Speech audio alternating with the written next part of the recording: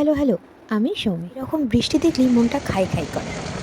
আর কি, ঘরে যখন চিকেন আছে তাহলে আর এত ভাবনা বোলের কিসের? মধ্যে চিকেন চলো কিমাটাকে স্টার্ট করে দিলাম, পর তাতে দিলাম আগে থেকেই কেটে রাখা পেঁয়াজ, আদা, লঙ্কা কুচি, রসুন কুচি। এরপর এক এক করে হলুদ গুঁড়ো, লঙ্কা গুঁড়ো, জিরে গুঁড়ো, ধনে গুঁড়ো আর পরিমাণ মতো অল্প লবণ করে দিতে হবে। বেসন এর মধ্যে অ্যাড করতে হবে।